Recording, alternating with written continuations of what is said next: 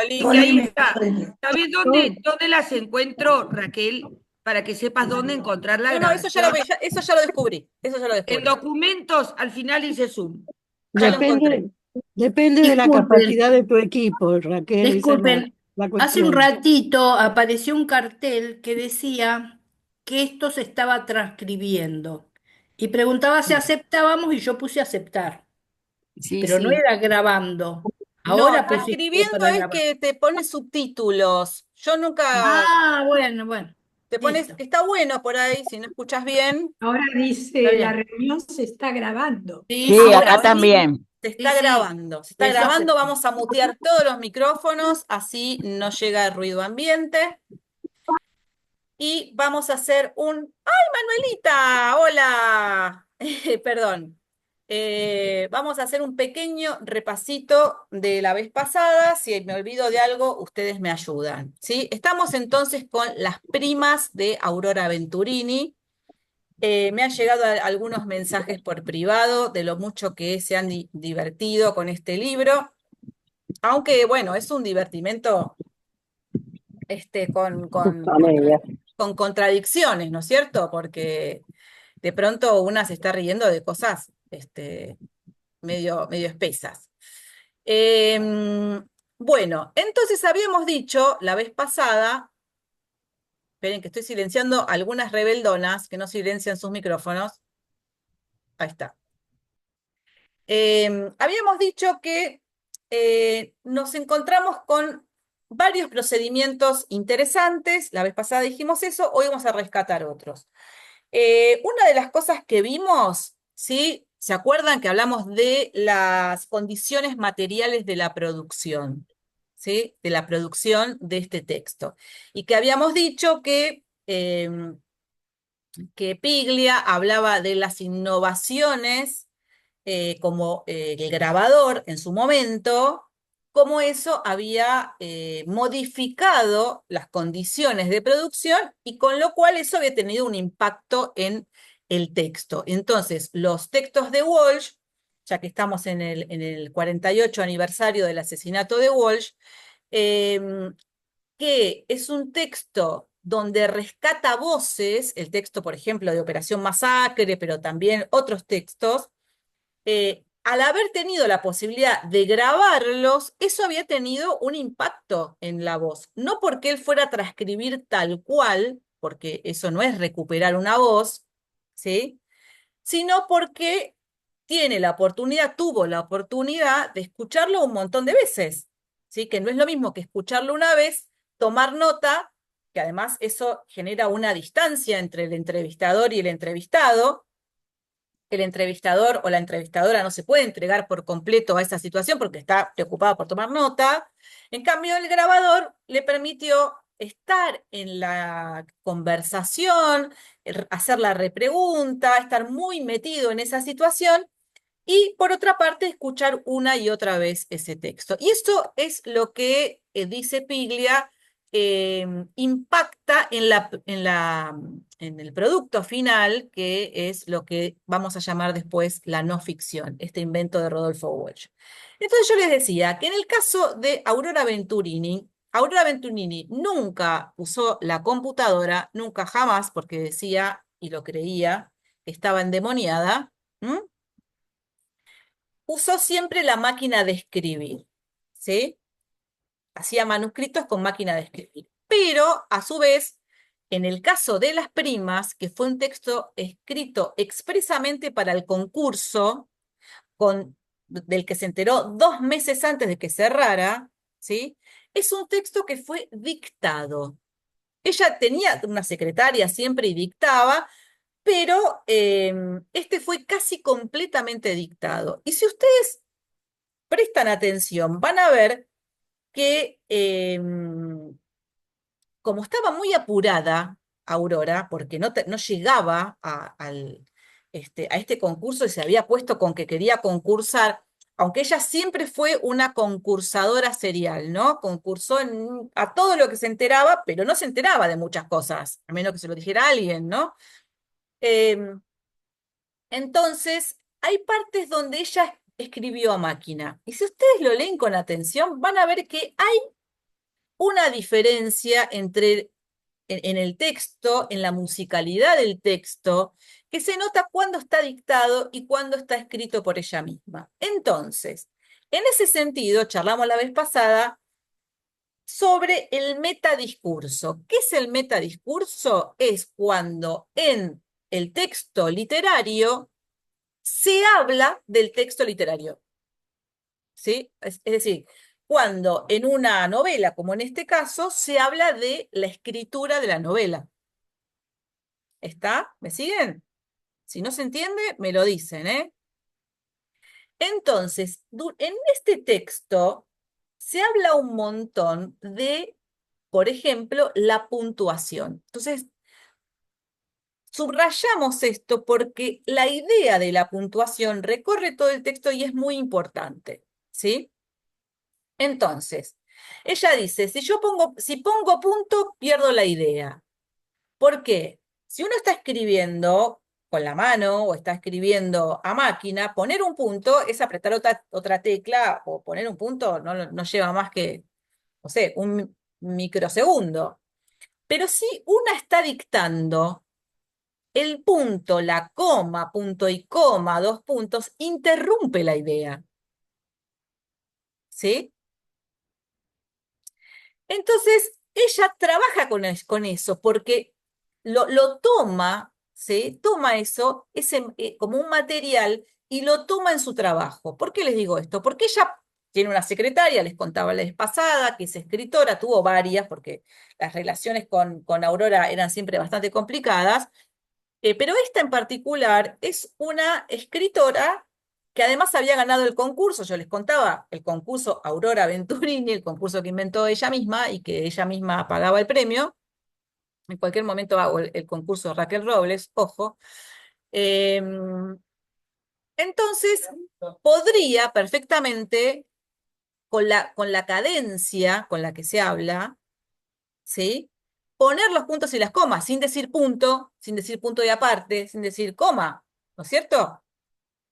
Si ustedes me dictan algo, yo puedo poner los puntos y las comas en las pausas donde hace quien me dicta, en la cadencia, vieron que la puntuación trata de poner por escrito lo que se escucha.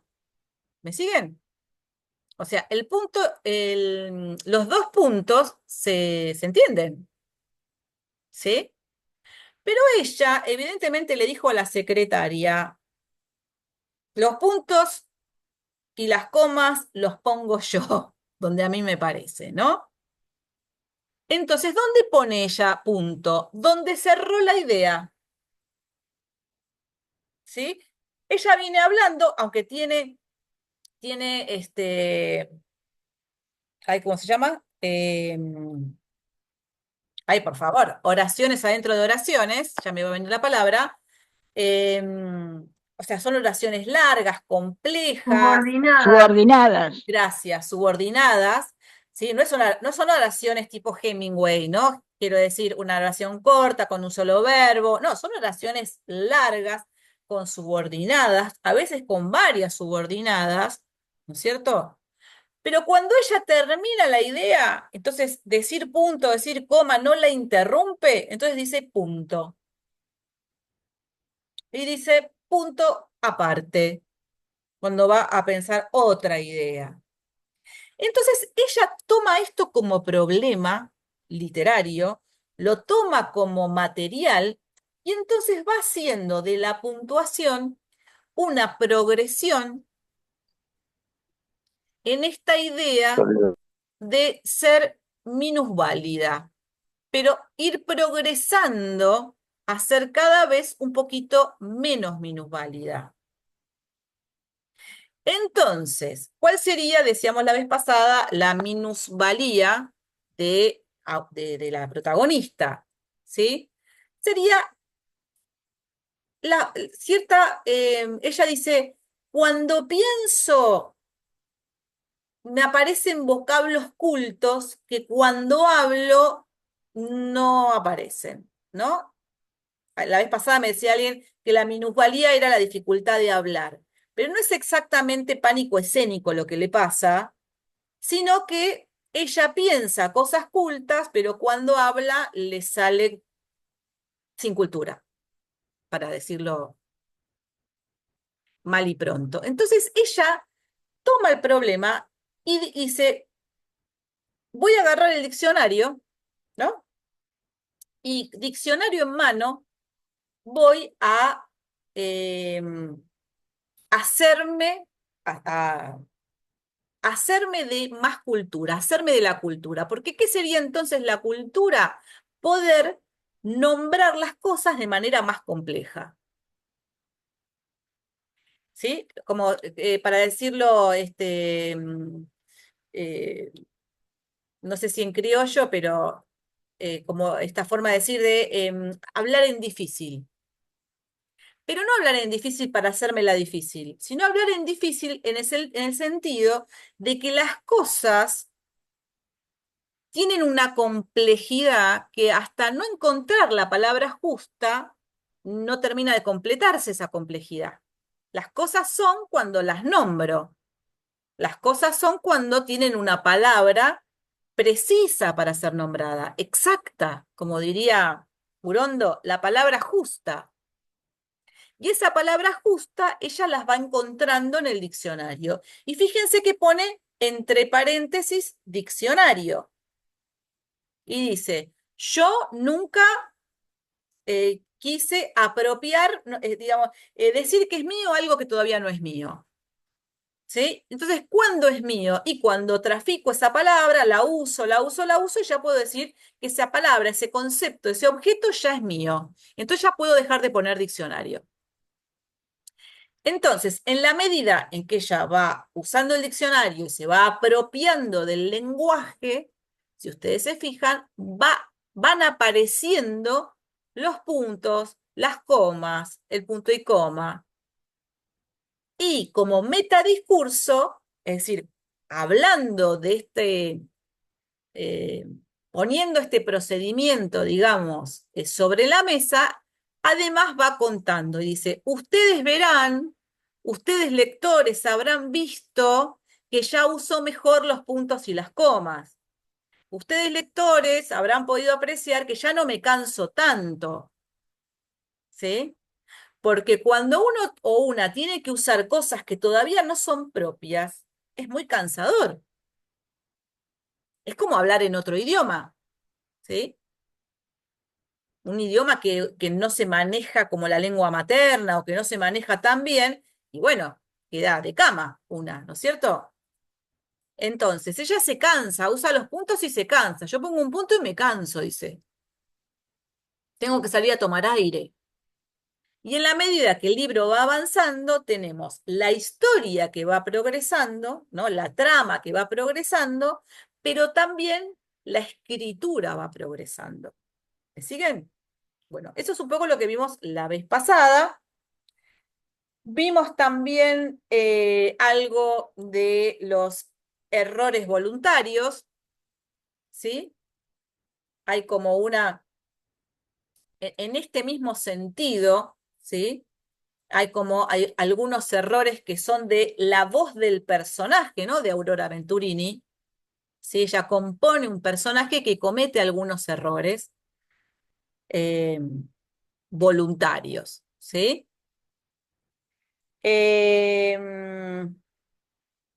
Bueno, más o menos por ahí. Más o menos por ahí fuimos la vez pasada. ¿Sí? ¿Me olvido de algo?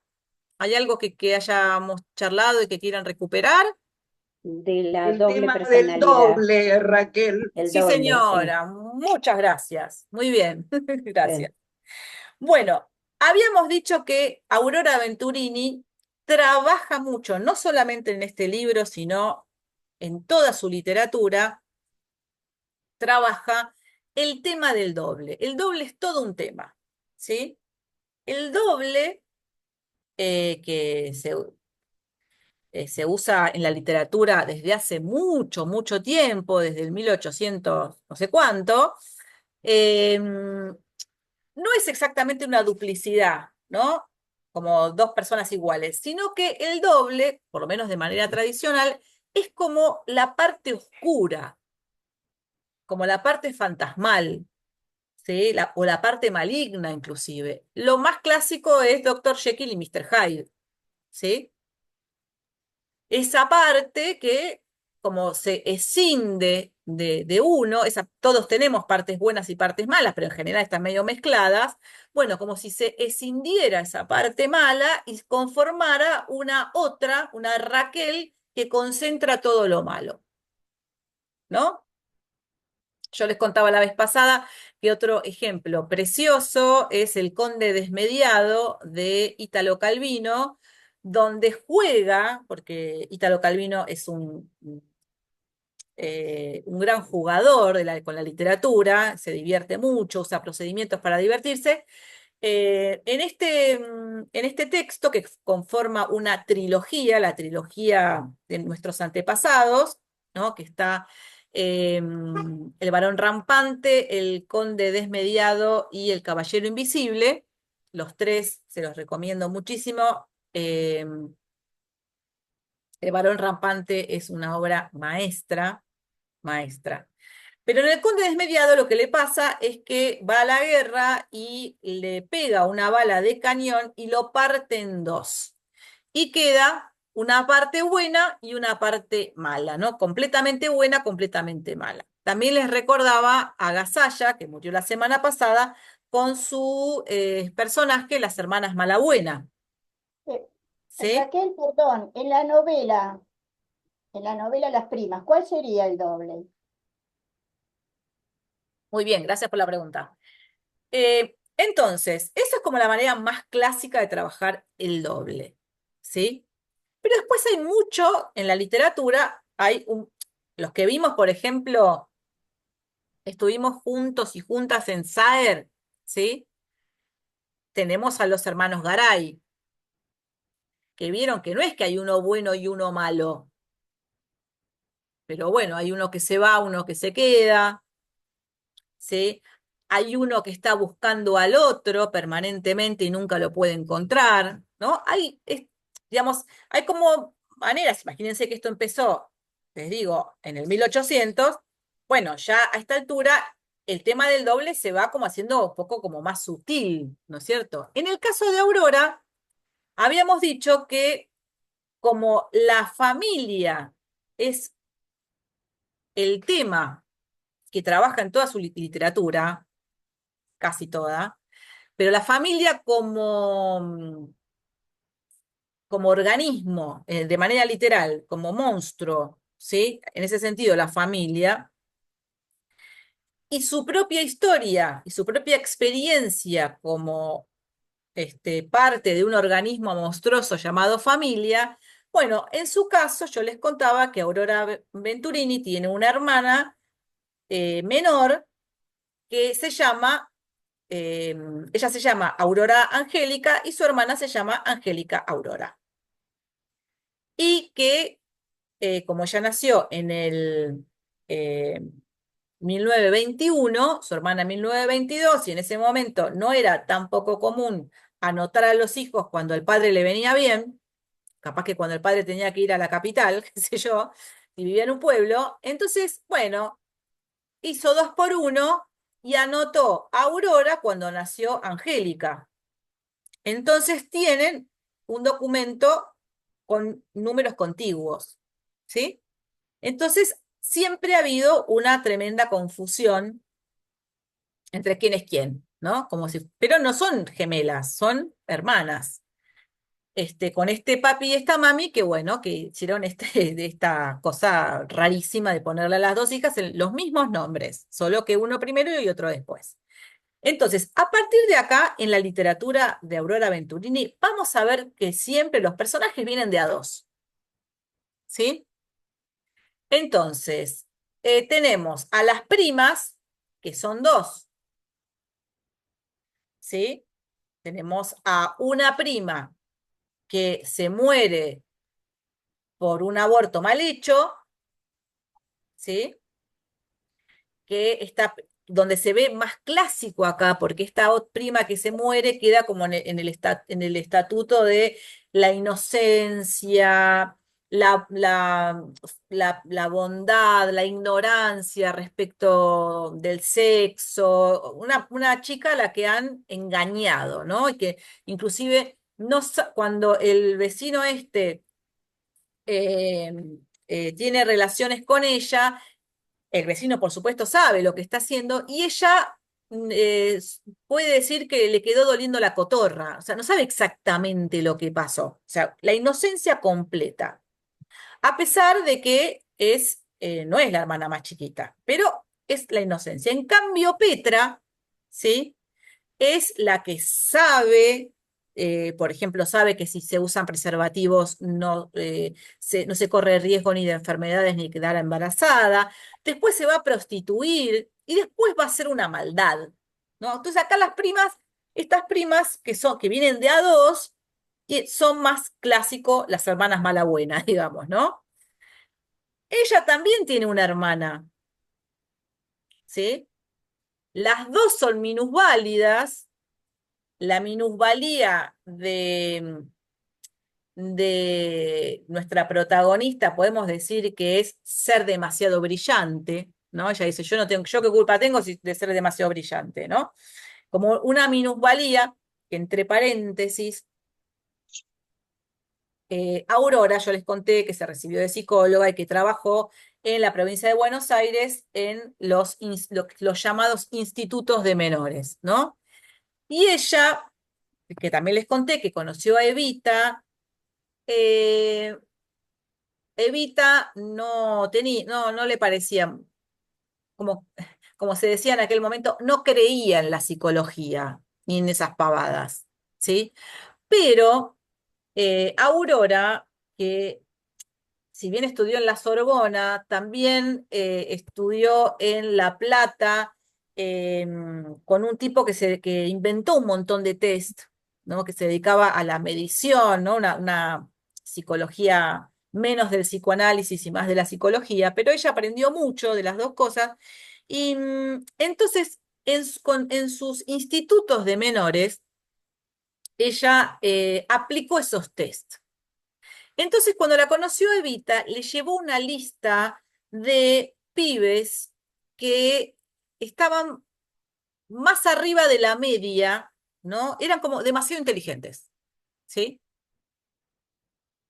Entonces, le pidió a Evita sacar esos pibes de las instituciones, ponerlos en unas casas como unas pensiones, mandarlos a estudiar y no decir a nadie que venían de minoría, digamos, ¿no? Y ahí salieron muchos profesionales de esa experiencia. Así se conocieron Aurora y Evita, que después tuvieron una relación muy larga.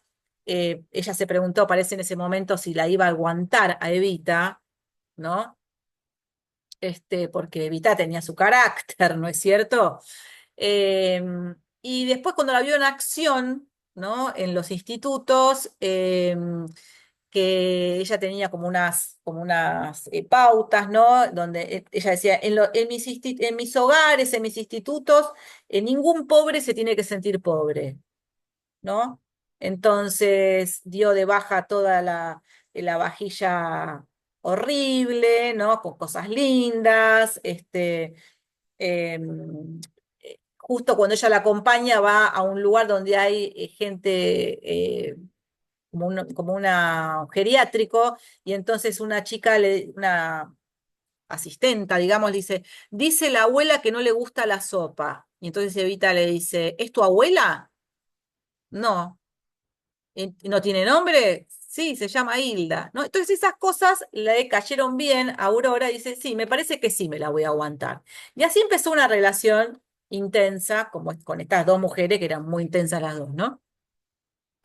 Entonces, cierro paréntesis para eh, mostrarles cuál es además de la minusvalía de la que hablamos, ¿no? Antes, como de la falta de cultura, por decirlo de algún modo, ella en Las Primas, en este texto, va a una escuela, ¿no? Para minusválidos. Entonces podemos pensar que la minusvalía también del personaje de las primas, el personaje principal, bueno, podría ser como la de estos chicos que ella rescató, ¿no? Estar como por encima de la media. Pero la hermana tiene una, digamos, si la minusvalía de la protagonista es mental, ¿no? La de la hermana es de todo lado, ¿cierto? Es como, es realmente un monstruito, ¿sí? Acá también tenemos dos.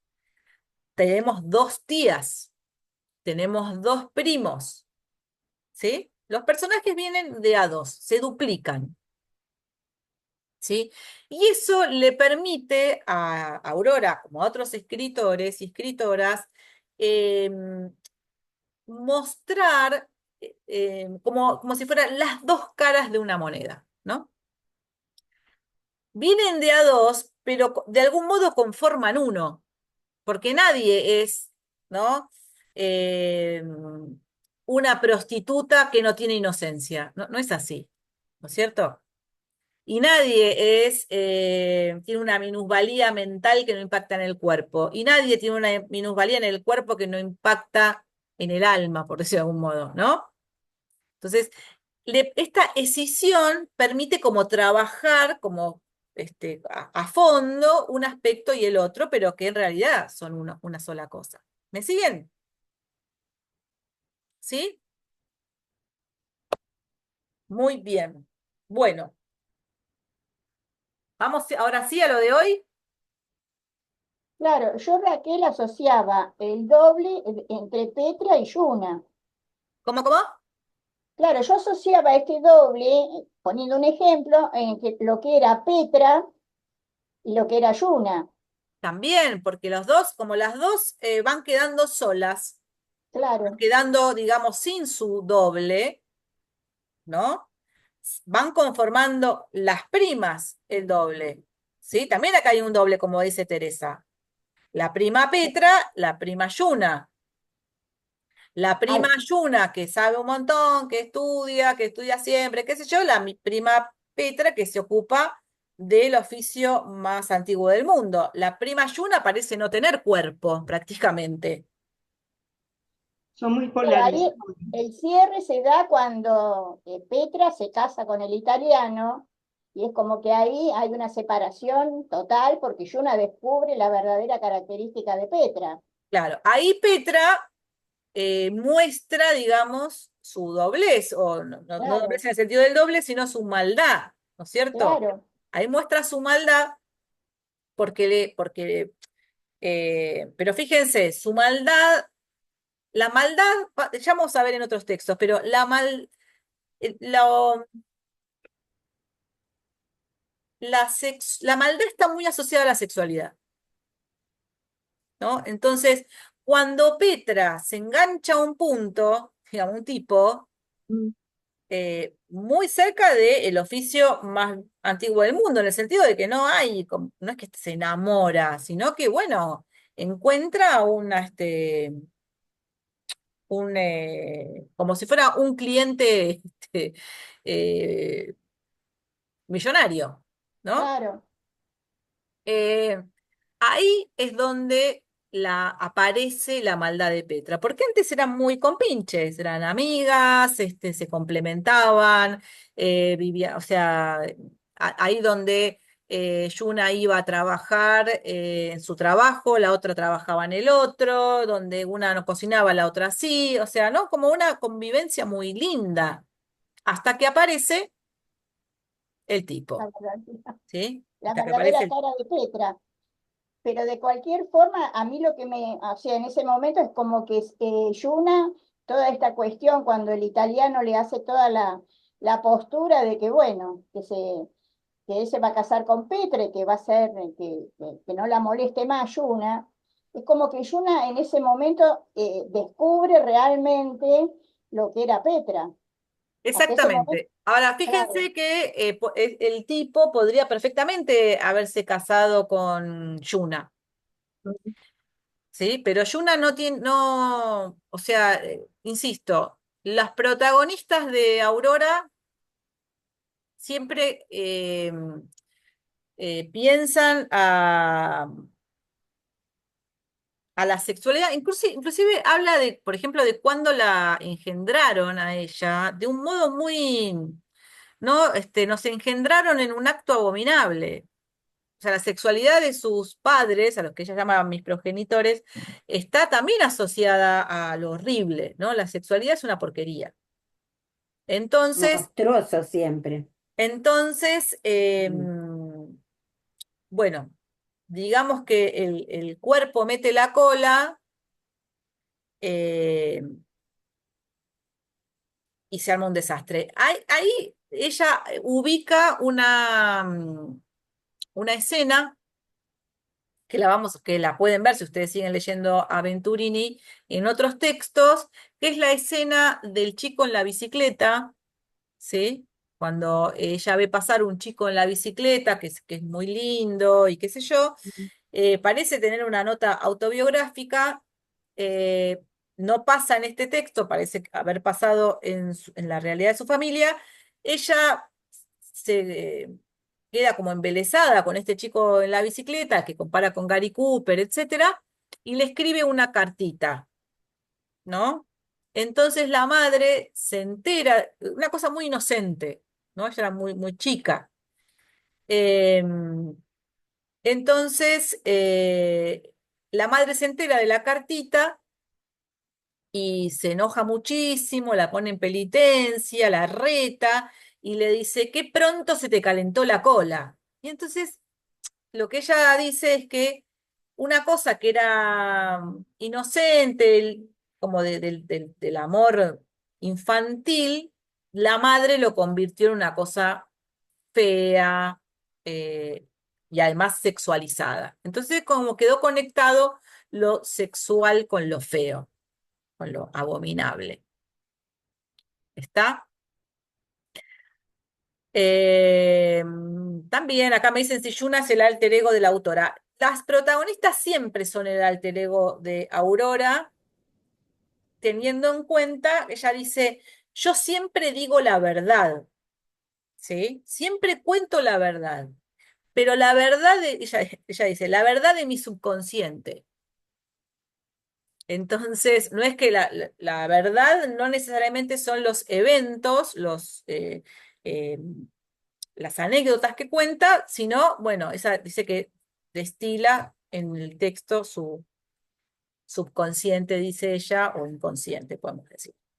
Bueno, ¿vamos ahora sí a lo de hoy o algo más?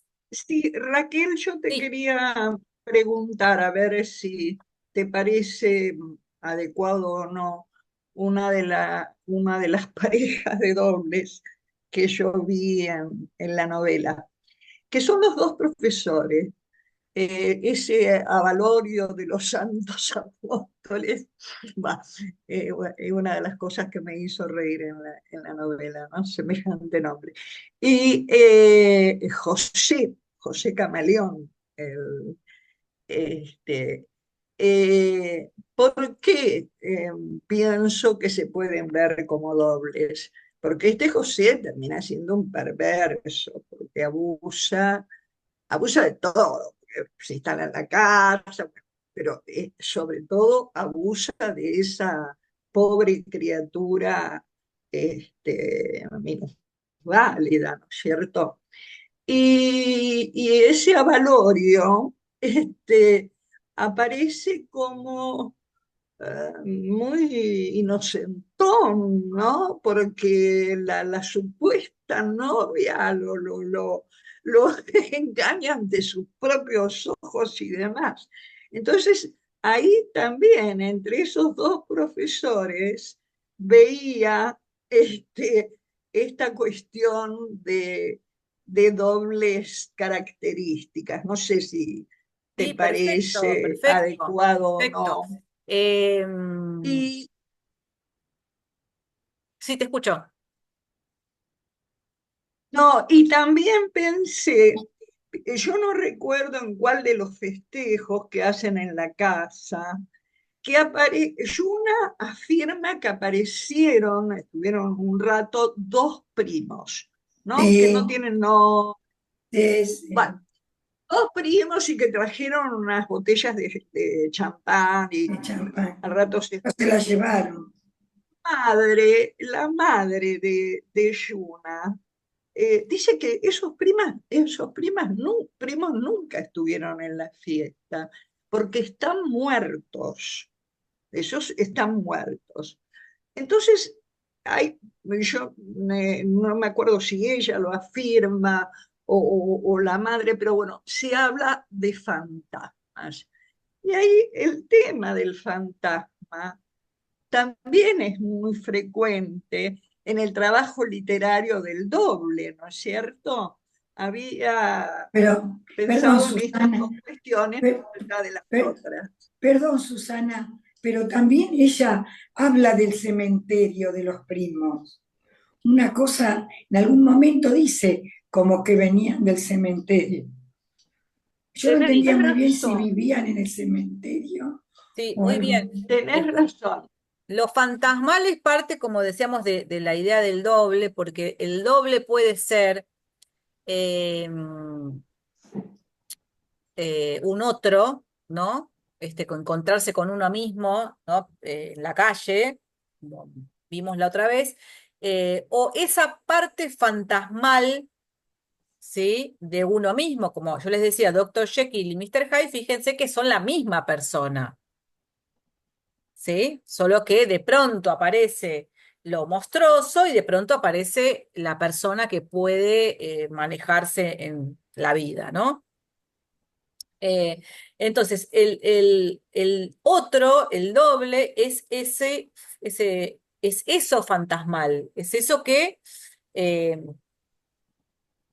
oscuro, vamos a decir, que todos tenemos, pero que de pronto se escinde de uno y cobra vida propia. Entonces, digamos, está bueno lo que vos decís en los dos sentidos. Por un lado, los profesores también.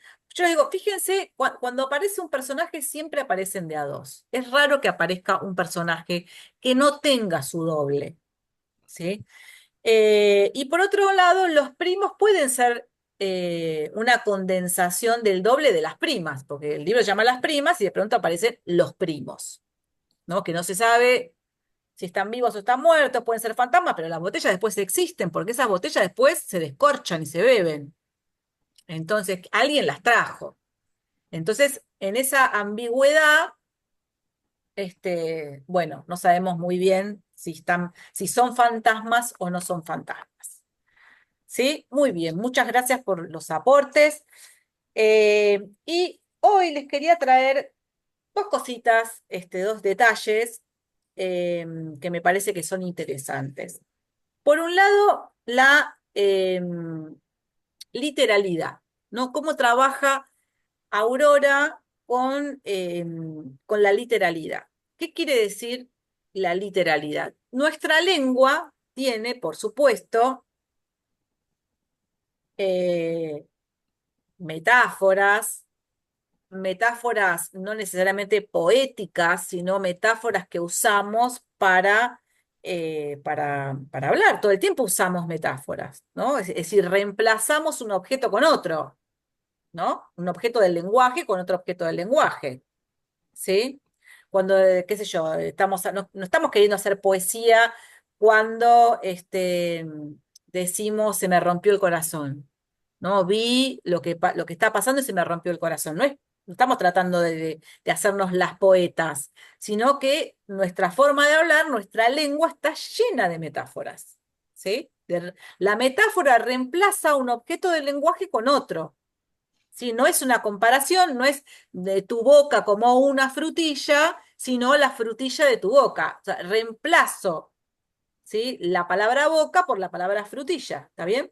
Y eso en la lengua literaria tiene un montón, por supuesto, y digamos, la dicha de la literatura es poder encontrar aquella metáfora que toque ese objeto abstracto, ¿no? Ese objeto que es tan abstracto que necesitamos imágenes para poder tocarlo, ¿no? ¿Qué es el tiempo? ¿Qué es el amor? ¿Qué es tu mirada? ¿No? Son cosas que son muy difíciles de tocar. y que se tocan con metáforas. Entonces, ¿qué hace la señora Aurora? Esas metáforas del lenguaje, no las metáforas que usa, digamos, cuando aplica este procedimiento a la literatura, sino las metáforas del lenguaje, las toma de manera literal. ¿Sí? No sé si ustedes se acuerdan, voy a ver, tratar de encontrar un ejemplo. Si me esperan un cachito. Acá. El enigma del seso oral es el capítulo, ¿no?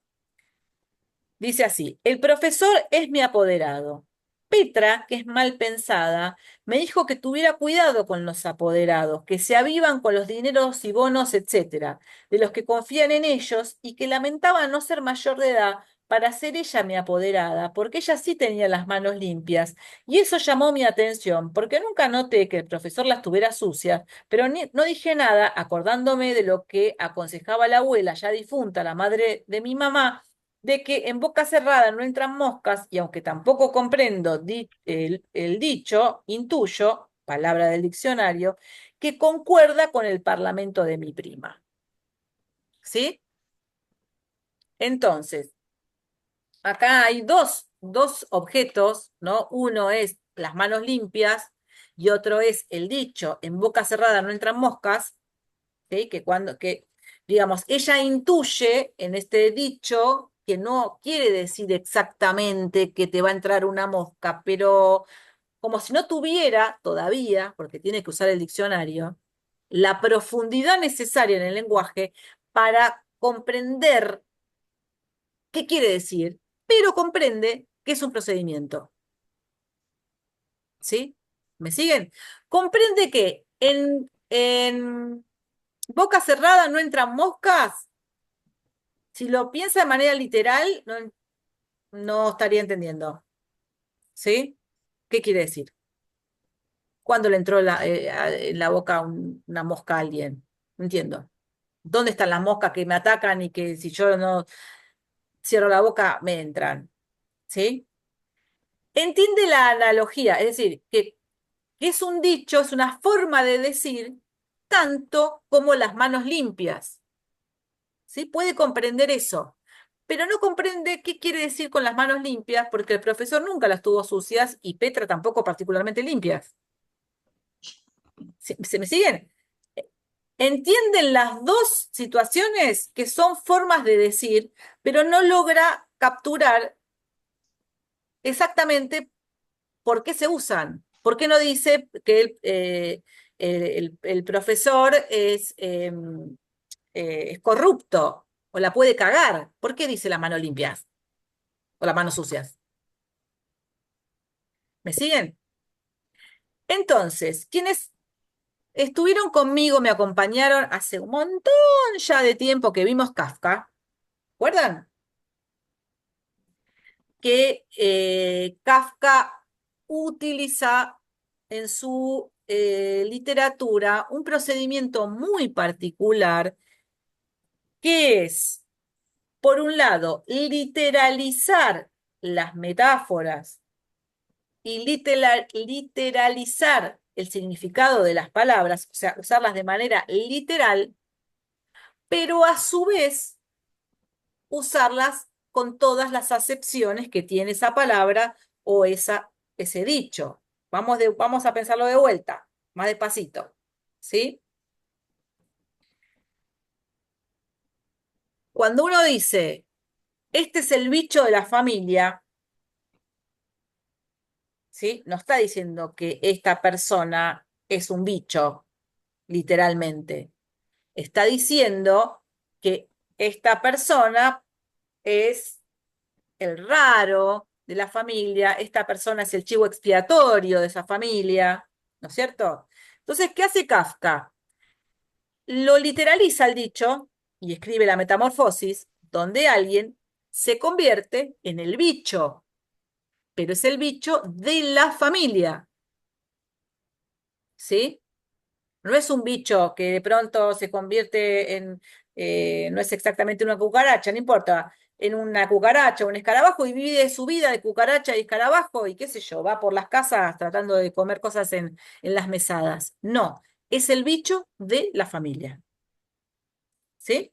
¿Se acuerdan? Y si no se acuerdan, no importa, pueden ir a revisar los que no estuvieron conmigo, la metamorfosis, donde el asunto es la familia. Pero sería como una representación, entonces. No, No, no es una representación, dale, no. es una alegoría. Bien. Raquel, te hago una pregunta. Diga. Esa literalidad de Yuna, que se da sobre todo al principio de la novela, después, por lo menos así lo vi yo, a medida que ella va incorporando saberes y aprende a aplicarlos y se va formando con diccionario, con bellas artes, con lo que sea, empieza a ser ella cada vez más metafórica. ¿Puede ser? Exacto. Fíjense, para hablar de las moscas, hay una imagen de las moscas, ahora en un momentito la voy a buscar, que es impresionante. Es impresionante. Eh, yo les decía la vez pasada que les conté todo lo que estudió Aurora Venturini, ¿no? Que estudió filosofía, que estudió en la Sorbona, que es una chica muy estudiosa, que además terminó la secundaria súper rápido, que fue la secundaria más, eh, como si fuera al Buenos Aires, pero en La Plata, ¿no es cierto? Una chica muy cultivada, que viene de una familia no tan cultivada, ¿no? O sea que ella misma hace este proceso. Con lo cual, lo que yo les quiero marcar es la brillantez de la composición del personaje, de la composición de una voz, que parece tan personal, pero sin embargo es distante de ella. ¿Sí? Me decían acá, ¿es el alter ego de Aurora? Yuna puede ser, pero ella compone un personaje que va adquiriendo cultura y que al principio, como dice María Beatriz, puede no entender, ¿sí? ¿Qué quiere decir esto de las manos limpias? Pero después va complejizando su capacidad de nombrar las cosas de manera más compleja, ¿no? Pero volviendo a Kafka, que ella admiraba mucho a Kafka, ¿sí? Volviendo a Kafka. Voy a tratar de explicarles, ténganme un poquito de paciencia, y como decía una profesora mía de filosofía, no se apuren por entender. No se apuren por entender. ¿Sí? No se apuren por sacar una conclusión. No. Dejen que caiga, porque es un concepto medio complejo. Entonces, no se entiende en un pim pam pum. ¿Sí? No se entiende en un pim pam pum y no se puede ejemplificar tan rápido. Entonces, Kafka lo que decimos que hace es estallar los significantes. ¿Qué quiere decir esto? Un significante es una palabra, ¿sí? Entonces, las palabras tienen diversos significados. A veces porque tienen distintas acepciones y a veces porque depende en qué contexto esté usada, significa distintas cosas. ¿Está? Pero, por más que yo la use en un contexto particular, no quiere decir que lo que significa en otros contextos deje de significar. Voy a dar un ejemplo en la semana, el mes de la memoria, ¿sí? Si yo en nuestro país voy a hacer un truco de magia y digo, nada por acá, nada por allá, desapareció, ¿sí? Está desaparecido. Esto es un truco de magia en una fiesta infantil. Lo estoy diciendo en este contexto. No estoy en la marcha del 24 de marzo, no estoy hablando de los desaparecidos, ¿está? Sin embargo, este significante que usé, desaparecido, no deja de significar lo que en nuestra cultura significa. ¿Está? Entonces, lo que hace Kafka es poner en valor eso. Entonces, por ejemplo, en El Castillo utiliza la palabra señor ¿no? El señor Juan Pedro, no importa, pero señor también significa un estatuto, el señor de estas tierras, ¿cierto? Y además significa una persona de género masculino y un trato respetuoso, ¿se entiende? Entonces, hace, digamos, que el interlocutor de quien dijo señor entienda todo eso a la vez. ¿Se entiende? Entonces, lo que hace es poner en valor esto que dijo Bakhtin, que es uno de los rusos de los que hablé la vez pasada, en el primer encuentro. Él dice, el lenguaje es la arena de la lucha política, de la lucha de clases. ¿Qué quiere decir esto?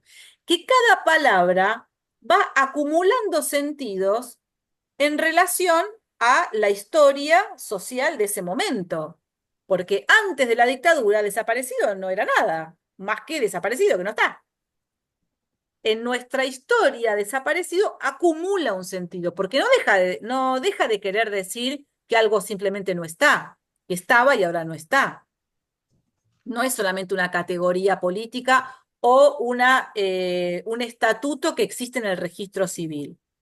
Vieron que en la Argentina se puede estar muerto, se puede estar vivo y se puede estar desaparecido. eh,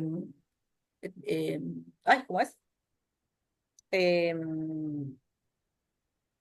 bueno, por desaparición forzada, ¿sí?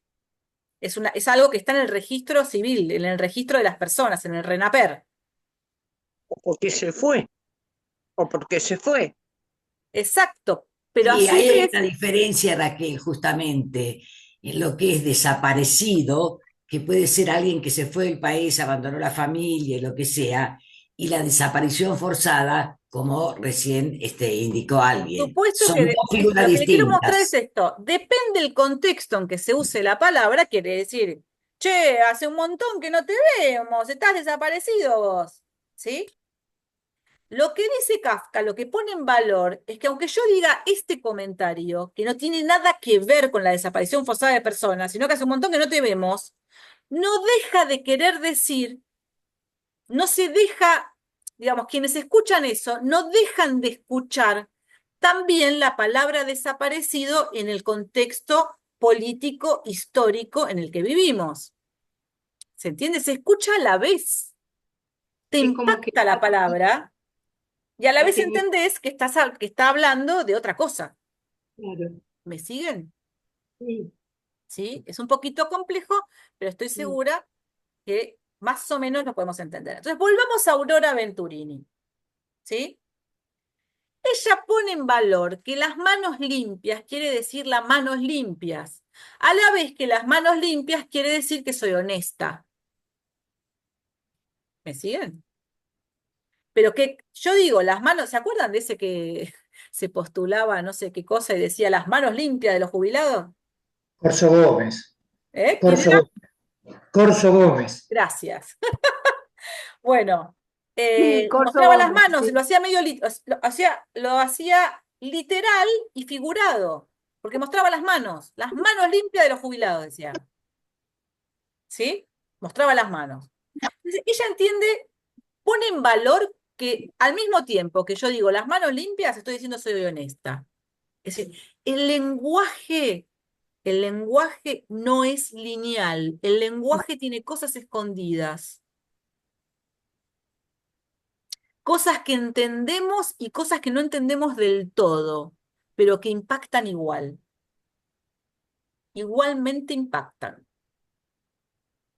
¿Sí? No hace falta que una persona esté politizada para que la palabra desaparecido le impacte. En nuestro país impacta, porque el lenguaje está marcado. ¿Sí? Lo que dice Bakhtin y pone en valor a Aurora Venturini. El lenguaje, las palabras quedan marcadas por la experiencia social de una comunidad. ¿Sí? Ustedes lo verán en las pequeñas comunidades, ¿no? En las pequeñas, ¿vieron cuando dicen, ya están hablando en sus propios códigos? ¿No? No solamente los adolescentes, sino los grupos de amigos, de amigas, que hablan en su código, quiere decir que una palabra, una cosa quiere decir algo que tiene un significado que para los demás no, ¿sí? Pero ese significado que tiene para ellas y no para los demás, no deja de tener el significado que tiene para todo el mundo. Entonces, cada comunidad marca su lenguaje, es lo que dice Bakhtin, que son los géneros discursivos, ¿sí? Que no lo vamos a ver hoy. Pero además la sociedad marca el lenguaje y cada palabra encierra esa lucha de clases, ¿sí? Uno puede decir homicidio para hablar de la muerte violenta perpetrada por un hombre a una mujer por ser mujer, ¿está? En vez de decir femicidio, dice homicidio, y por ahí no lo hace a propósito, no se da cuenta, etcétera, pero como el lenguaje está marcado, uno dice, uy, estás de otro lado, ¿no es cierto? Hay un proceso histórico que no te tocó o no querés que te toque. Si uno dice el proceso, en vez de decir la dictadura, y está hablando con el lenguaje de los dictadores, que llamaban a la dictadura el proceso de reorganización familiar, perdón, nacional, ¿sí? Y así siguiendo. Cada vez que yo hablo, estoy parada en un lugar político y social. Depende de las palabras que use. Entonces, con este pequeño detalle, con esta cosita chiquitita que usa Aurora Venturini, pone en valor el lenguaje, como que los descubre, hace que los velos del lenguaje se caigan. Ojo, que el lenguaje tiene trampitas. ¿Está? Que el lenguaje tiene trampitas. ¿Sí? Bueno, y lo otro que les quería contar es que yo les conté, vieron que hasta, ya no me acuerdo cuándo, pero hasta bastante adentrada en su carrera de escritora ignorada, miren cómo Dios está llegando a mí, ¿lo ven? ¿Ven todos esos rayos que tengo? Bueno, estoy tocada hoy. Bueno, ella pertenece a los poetas del 40, ¿no? Estás tocada, puede ser también otra cosa. También, justamente. También estoy tocada. Eso creo que está comprobado científicamente. Bueno, en La Plata, sobre todo, ¿sí? Se armó un grupo en los años 40, que eran los poetas del bosque. ¿Está Luis acá? ¿Hay otro platense además de Luis? ¿Está Luis en la sala? Acá estoy. Ahí está, el platense de la sala. Bueno, él nos puede contar que el bosque es un lugar muy especial. ¿Qué nombramos cuando estamos nombrando el bosque en La Plata?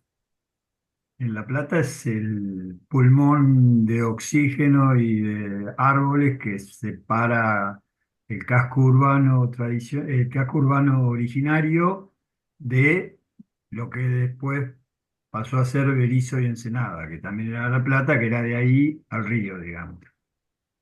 Muy bien, entonces, Cada vez menos verde, porque se implantaron los dos clubes los dos clubes de fútbol con dos semejantes estadios, que hacen que el paseo tan hermoso ya no sea tan hermoso. muy bien. Pero en los 40, ¿sí? El bosque era el bosque. Y entonces los poetas del bosque tenían algunas características particulares, ¿no? Una de esas características era las odas a La Plata, ¿sí? Los poemas a la ciudad de La Plata, ¿sí? Y que se juntaban en el bosque o en los bosques a charlar de poesía, a compartir la literatura, etc. Y que después fundaron una editorial que se llamó Del Bosque, ¿sí? Poetas del bosque o del bosque, no me acuerdo. Todo esto un conjunto de poetas donde por supuesto había 3 mujeres, no más, y el resto, todos señoros. Otra de las características muy de poeta joven, diría yo, pero bueno, ustedes me desmentirán, es el dolor de vivir, ¿sí? El dolor de estar vivo y la muerte o el suicidio, el coqueteo con el suicidio como parte de la literatura y bueno, con ejemplos como Alejandra Pizarnik, ¿no? Y el otro que no me puedo acordar, a lo mejor vos te acordás, Luis, no sé, este que se pegó un tiro en el Jockey Club de La Plata a los 23 años, un poeta. Bueno, un tipo que después, claro, ese mito se fue agigantando, ¿no? Era uno de los poetas. No me acuerdo el nombre, pero hay inclusive una biblioteca acá con su nombre. Es tipo muy, muy Claro, conocido. o sea, se ha agigantado su Sí, sí. su historia y la historia del tipo que se pega el tiro, un poeta, ¿no? Que finalmente realiza ese coqueteo con la muerte y una muerte así espectacularizada, ¿no? Va al baño del Per- Jockey Club y se pega un tiro. Perdón, ¿no es al que ella llama como Panchito? Yo Fanchi, no Fanchi. recuerdo tampoco el nombre completo, pero si le decían Porque se Panchito es llama probable que fuera Francisco, Francisco Merino. claro, fuera Tal Francisco. cual, tal cual. Eso es. Ahí, Bien, ahí entre está. todes, vamos, entre todas estas memorias medio, vamos armando el nombre del tipo. Bueno, Francisco, ¿cuánto? Francisco, ¿cuánto? El nombre. ¿Cómo Francisco se López llama? Merino. Merino con Merino. M. Francisco López Merino. muy bien, muchas gracias, compañera. No sé si sos Celeste o estás en el teléfono de Celeste, pero eh, bien. Soy Celeste, mi Bueno, nombre es así. Celeste, muchas gracias, Celeste. Por favor. Un nombre muy moderno te pusieron. Bueno, entonces fíjense que,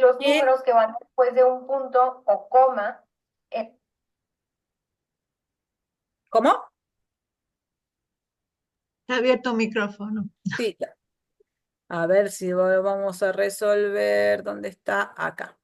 Listo, resuelto. Bueno, a ver si encuentro este pedacito que quería. Siempre me pasa que no encuentro. A ver, acá. No.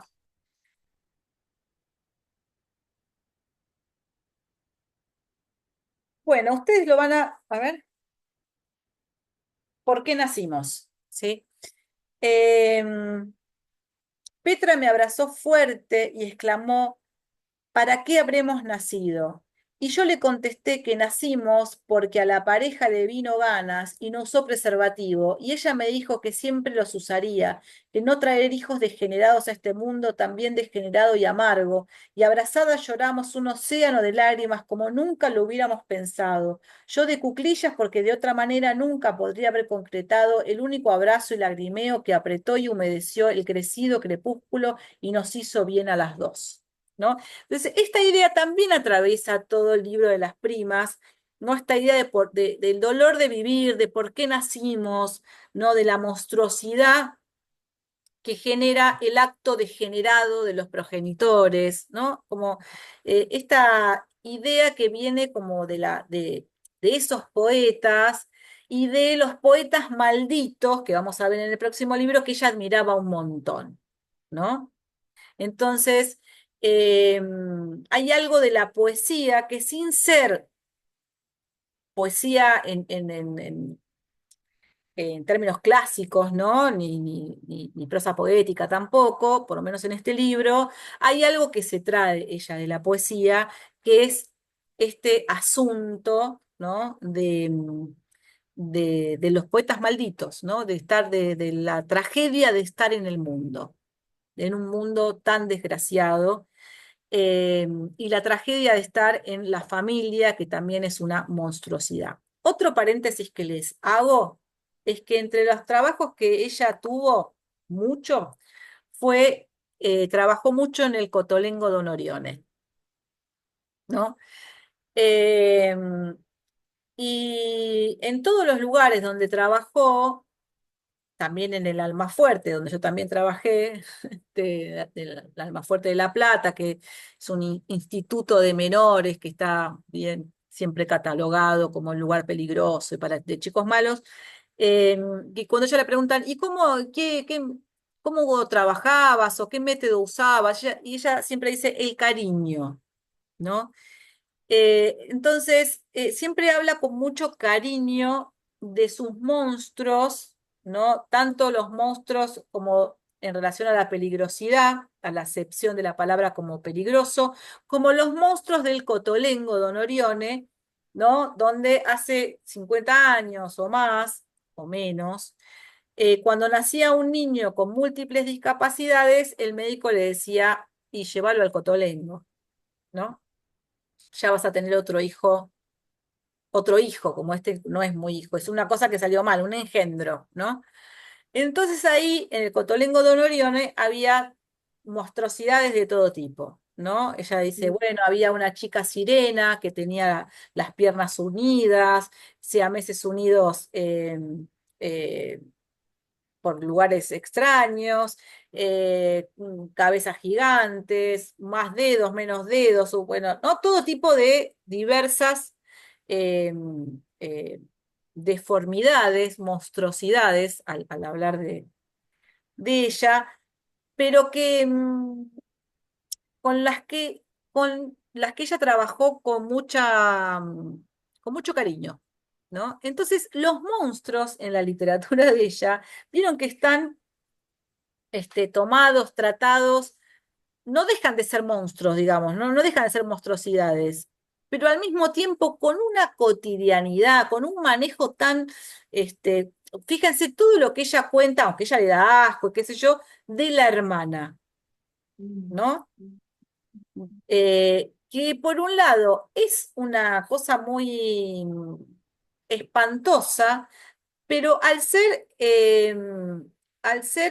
un espanto con el que se convive, deja de ser extraño, ¿se entiende?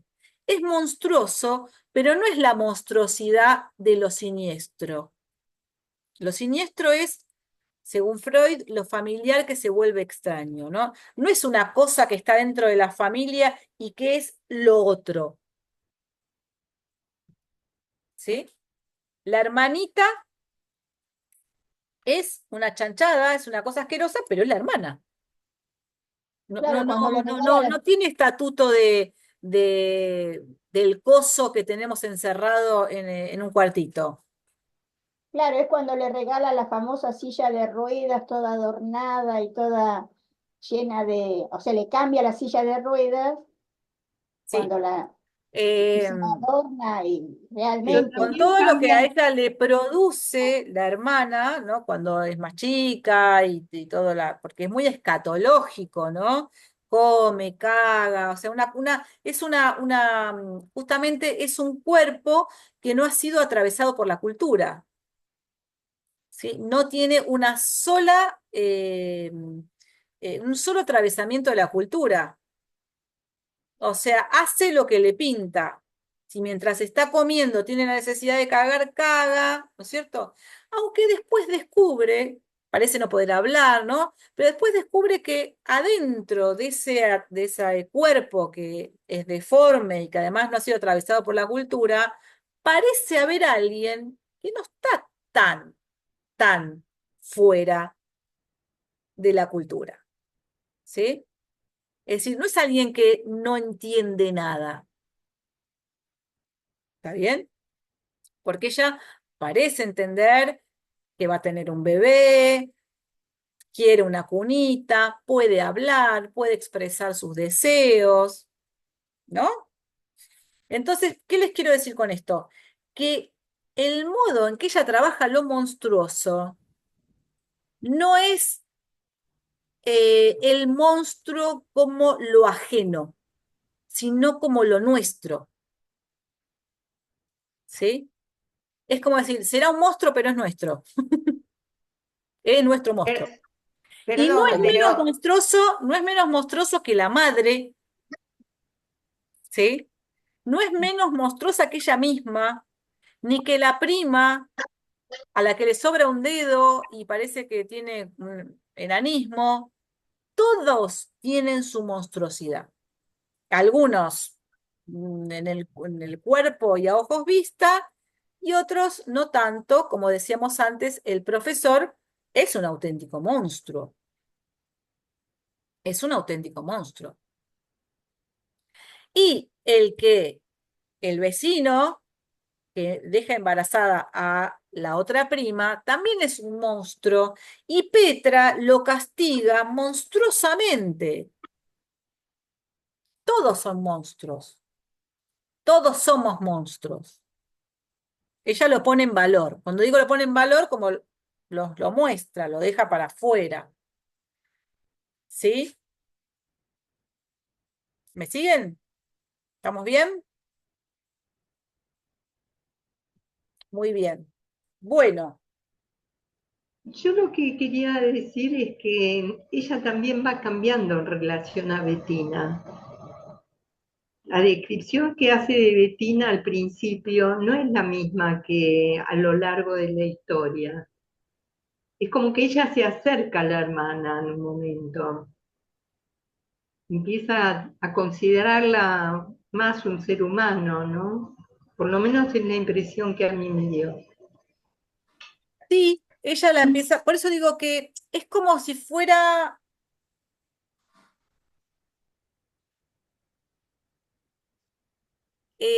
un realismo sin concesiones, ¿sí? Sin Raquel, pudor, sin concesiones. Bueno, al principio la hermana le da asco y le da bronca, o sea, es como es una relación, o sea, piensen en las que son madres, los que son padres, ¿qué les pasó al hermano mayor con el hermanito que vino? ¿No le daban ganas de meterle una cuchara en el ojo? ¿No lo hizo alguna vez? ¿No le Ella también, dijo a su mamá? Me acuerdo cuando nació mi hija, mi hijo mayor se lleva 4 años con la chiquita. Entonces, pero a su vez, su cumpleaños fue 20 días después del nacimiento. Entonces, bueno, hicimos la fiesta, qué sé yo, cuando volvíamos del cumpleaños, pasamos por un bolquete y él me dijo, ¿no la podemos dejar acá? claro, Entonces, y era más bueno que el pan, mi hijo mayor. Más bueno, súper claro, empático con todos, sigue siendo. Pero bueno, la invasión de un hermano es una cosa muy jodida. Es muy claro. jodida y se vive de manera muy jodida. Por eso digo que es como un realismo sin concesiones. Ella le da de primero se tiene que encargar. La puta madre me tengo que encargar, ¿no? Una hermana de la otra hermana. ¿Y la madre dónde está? ¿Sí? Y entonces, cuando le da de comer, le hace como que no le emboca, y le mete en el ojo, y le mete en la oreja, ¿no? Y la hermana llora. Tiene el plus de que es discapacitada, pero podría no serlo. Y después también, perdón, ¿no? Pero también se da un poco cuando ella se da cuenta que la silla le queda chica y le construye otra que se la pinta. Ahí es como que parecería que se va humanizando un poco con la hermana, ¿no? Bueno, pero fíjense esto, por eso digo que cuando hablo de Kafka y les traigo la literalidad. Todos los hermanos cuando nacen son un monstruito, ¿sí? El hermanito espera un hermanito. ¿Qué espera? Un niño Le ve una niña. o una niña, no importa. Lo que digo es que lo que nace es una cosa que no es un niño ni una niña. Es feo, es colorado, está todo, no sé, no sabe hacer nada. No sabe Llora todo el hablar, día. se caga encima, no sabe comer, no sabe jugar. O sea, la expectativa de tener un hermanito, una hermanita, lo que trae es ese mostrito, ¿sí? A medida que va creciendo el mostrito, se va justamente humanizando. Se va humanizando y se va convirtiendo en una niña o en un niño y se va convirtiendo en un hermano o una hermana. ¿Qué hace esta señora? ¿Sí? Como hizo Kafka, este proceso normal que yo estoy diciendo, pero lo estoy utilizando metáforas para decirlo, como que dije, cuando nace un hermanito, no es un niño, no es una niña, es un monstruito. ¿Sí? Ella lo hace literal. La hermana es un monstruo. Y es un monstruo que se va humanizando. Y cuando a ese monstruo que se va urbanizando y que vos lo querés matar porque es tu hermano, pero lo querés porque es tu hermano o es tu hermana, etcétera, cuando le pasa algo, como el abuso que este monstruo perpetró sobre la hermanita, no, lo vamos a castigar. Lo vamos a castigar, porque este monstruo es nuestro monstruo. ¿Sabés Este qué, monstruo es Raquel? nuestro. A mí esta novela, cuando la leí y la terminé, no sé por qué la relacioné o me hizo acordar a Informes sobre ciegos de Sábato, que a mí, o sea, son cosas distintas, pero esos temas espeluznantes y tan tremendos, a mí Informe para ciegos me impresionó muchísimo. En cambio, esto que estamos así charlando de Aurora, habla de monstruos, de todas esas cosas, ¿no? Pero no tiene ese impacto que a mí me dejó aquella lectura de Sábato. No sé si me explico. Bueno, Ay, puede sí, ser. sí, Gracias sí. por ese aporte. Escúchenme una cosa. Bueno, yo me olvido que no estoy con mi grupo de hace 5 años ya. Entonces, me olvido de decir algunas cosas que para este grupo ya es, bueno, las reglas del juego. Vieron que hay gente que levanta la mano, entonces, y que está esperando que yo le dé la palabra. Entonces, cuando ustedes quieran hablar, fíjense que abajo de la pantalla tienen, ¿cómo se llaman? Estos reacciones, reaccionar. Entonces, aprietan ahí y ponen la manito.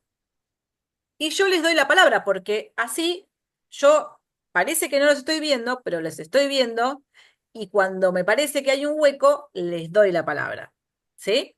Entonces, por ejemplo, Ana está esperando hace 1500 años que yo le dé la palabra, ¿sí? Y porque sabe que esas son las reglas que yo propongo en este espacio. Entonces, levanten la manito y si yo no les doy la palabra es porque o quiero terminar el concepto o me parece que estamos por terminar o por lo que sea, no es que los estoy ignorando, estoy tomando la decisión de no darles la palabra en ese momento. ¿Está bien? Ok, Bueno, ok. ahora sí, Ana, le doy la palabra. Raquel, no, es una delicia de todas formas escucharte, por supuesto respetarte para que termines el concepto, porque si no se pierde, ¿no? Y punto y aparte no tenés secretaria. Pero, ¿cierto? O sea, teniendo es más difícil también. Pero me parece que a lo mejor por la formación que tienes de psicóloga, en filosofía, en psicología, eh, Aurora la monstruosidad la atribuye más a la conciencia humana, que no es del bien, que no es respetado, que uno espera que tenga alguien de formación como el profesor y aún como el vecino, que es un hombre mayor frente a una joven. Entonces, esa es la característica de monstruo, que de alguna manera nosotros también la atribuimos. Cuando decimos, vos dijiste, son unos monstruos. Y más allá del aspecto exterior, acostumbraba ella a ver en el Cotolengo Don Orione, que aprendí que cuando te escuchaba yo decía, qué poco favor le hizo Don Orione a Cotolengo, porque Cotolengo era una persona y Don Orione era otra.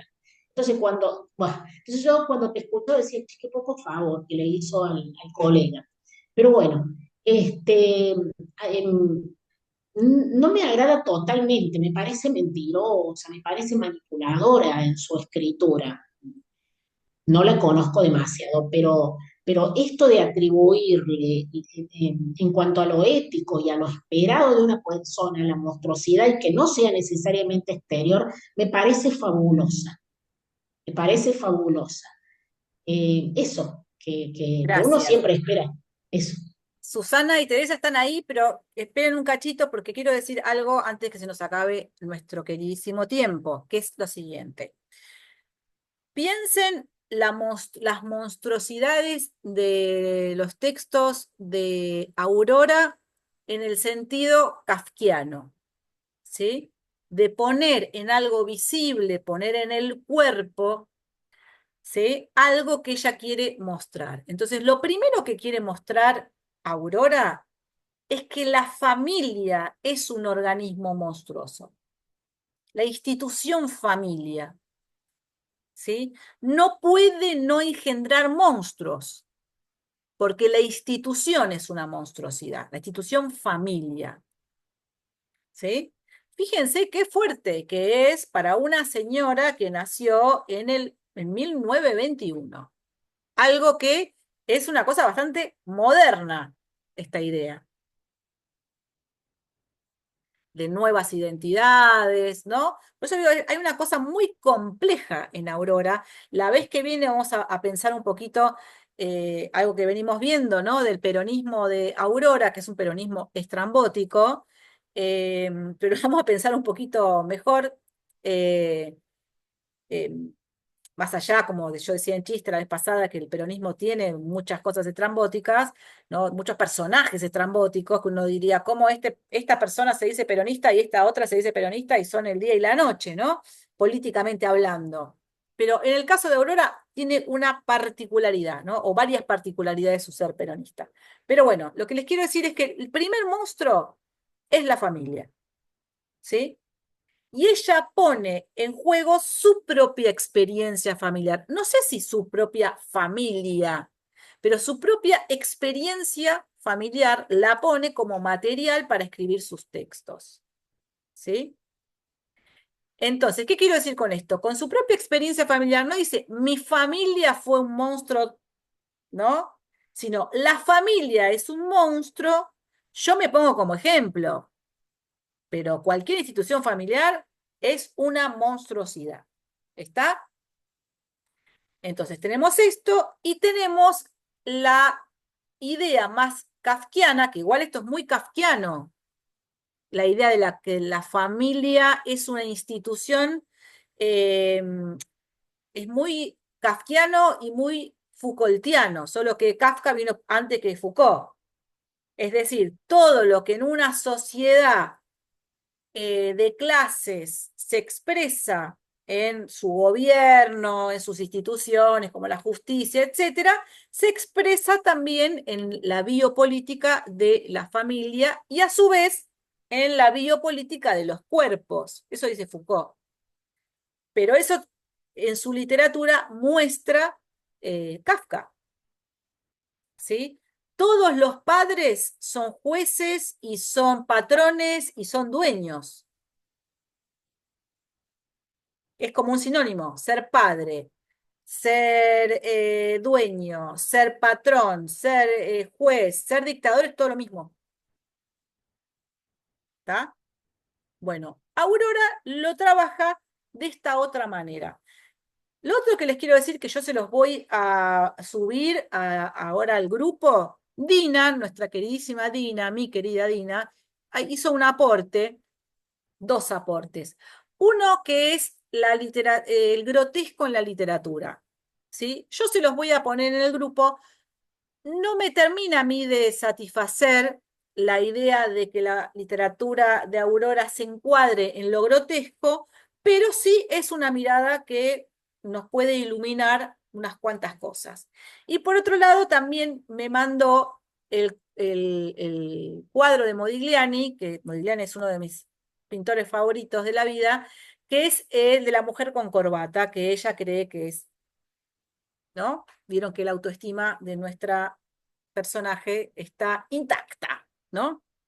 Entonces ella se ve a sí misma como un cuadro de Modigliani, no cualquier cuadro, sino el de esta mujer con corbata, que también se los voy a subir.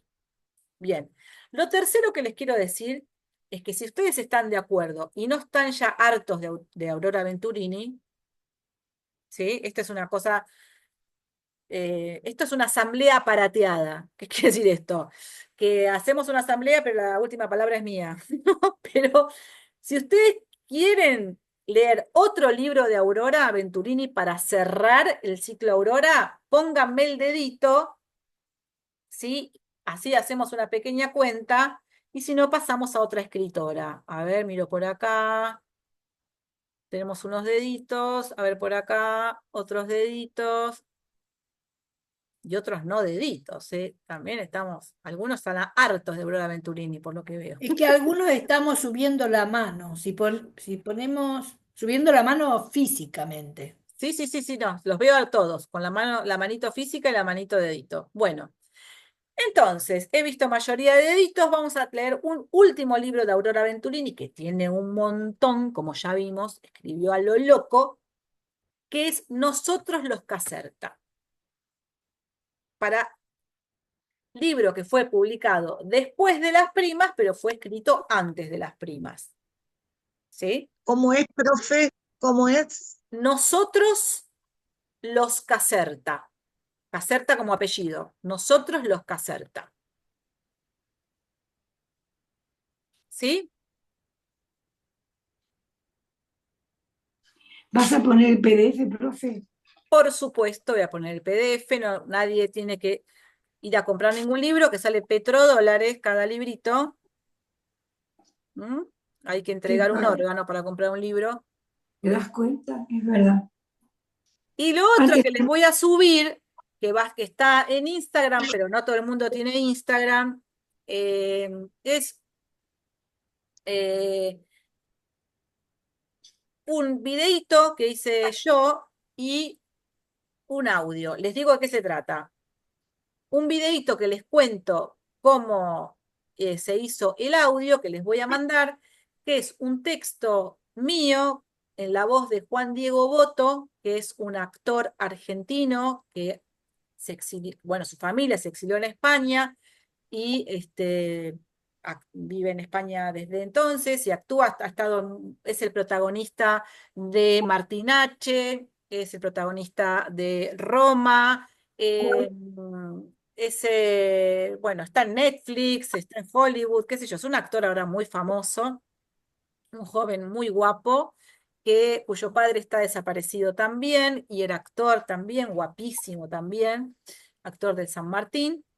Entonces, él le puso la voz a un texto mío que refiere a una cosa que yo imaginé que podría estar pensando o viviendo Rodolfo Walsh cuando se enteró de la muerte de Vicky, de su hija. Entonces, en homenaje a Walsh a 48 años de su asesinato, nosotros dos hicimos este regalito para la gente. Él con una generosidad increíble, porque es un tipo que está súper ocupadísimo, presentando películas y en festivales de cine y etcétera, pero se encerró en la habitación de su hotel que estaba viajando y lo grabó y quedó espectacular, con un amigo que hizo que eso quedara hermoso, sin ruiditos, sin zumbiditos, sin... Lo puse en Facebook también, Muy bien. Bueno, recién. yo se los voy a poner en el grupo para los que no tengan Facebook, para que los que no tengan Instagram, para que lo puedan escuchar y lo puedan regalar, difundir. Porque bueno, es un homenaje que quisimos hacer los dos en esta fecha. ¿Está bien? Buenísimo. ¿Sí? ¿Estamos de acuerdo? Sí, de acuerdo, muy bueno. Muy bien. Bueno, les voy a hacer una propuesta porque son un montonazo y es difícil hablar cuando somos tantos, pero yo no quiero que se queden con dudas. Entonces, les voy a proponer que escriban esas dudas, ¿sí? Las escriban. Yo voy a ver si puedo abrir el grupo, porque el grupo vieron que ustedes no pueden escribir. Voy a ver si por un rato lo puedo abrir, pero escriban solamente las dudas que tienen sobre el texto, sobre lo que yo dije, ¿sí? Ningún otro comentario de ningún tipo. Ni que linda la clase, ni nada. 0. ¿Está bien? Solamente preguntas, dudas, cosas que no quedaron claras. Yo las recibo, ¿sí? Las pienso, después cierro el grupo y el miércoles que viene trato, en la medida de mis posibilidades, de contestar. ¿Estamos Raquel, bien? el próximo miércoles es feriado. ¡Ay! El miércoles es el cumpleaños de mi hijo. Y el día de Malvinas. Sí, sí, nació el 2 de Ah, el abril. 2, el 2, ¿Qué hacemos? A ver. el 2 de abril. Bueno, Vos no, ustedes, vos podés, bueno, el a ver, 9, ¿podrán a la 1, por ejemplo? Sí, no, más El o menos. miércoles, El mismo el miércoles, para no miércoles. armarles otro día Sí, y no armar Sí, lío. sí, sí, no hay problema. Sí. Pero vos podés, ¿no estás ocupada ese día con el cumple? Y bueno, qué sé yo, pero que saben lo que pasa que, bueno, si no, vamos a hacer una cosa. Es verdad, va a ser un quilombo el miércoles que viene. Claro, es el cumpleaños de tu hijo. Voy a ver qué hago. Yo les propongo, en todo caso, algo en el grupo y si no, nos vemos el otro miércoles. ¿Está bien? Claro, pensalo Bueno. tranquilo. Sí, Perfecto. está tranquila. Raquel, gracias. Muy bien. ¿Vos no habías dicho que el 9 no podías? Sí, No, no el puedo. 9, Estoy en porque se Egipto. va. 9. Por eso, porque Por eso, el ni el otro 2 ni miércoles el es 9. 9. Pasamos a 15 días. No. Entonces no. De alguna manera la semana que viene nos vamos a ver. ¿Sí? usted Yo, nos va a mandar el día. en principio, les propongo el miércoles a la 1. ¿Sí? Si se te complica, puede ser otro día de la semana también. Sí, pero otro día de la semana, por ahí lo tenemos ocupado. Yo hay días de la Por semana que tengo eso, ocupado. tratemos de venir a la 1. Por ahí yo lo hago un poco más cortito. ¿Sí? El miércoles a la 1 me Pero nos parece encontramos perfecto. y o inclusive, ¿saben qué? Vamos a hacer una cosa. Nos vemos el miércoles a las 3 como siempre, pero por ahí lo hago un poco más cortito. ¿Sí? Así no hacemos lío. Bueno. Miércoles a las 15 horas, como todos los miércoles, y por ahí yo me voy un cachito antes. ¿Está bien? Bueno. Muy bien. Ahora sí, Gracias. adiós. Gracias por el esfuerzo, Raquel. Chao, Muchas Por favor, al gracias. contrario. A ver, Peren cómo paró esto. Gracias. Chao, chao. Saludos Felicidades. a todos. Gracias, Raquel. Gracias. Hasta la próxima. Chao, Muchas hasta la gracias. próxima. Saludos a Chao, todos. chao, hasta la próxima. Chao, Manuelita. Chao, gracias.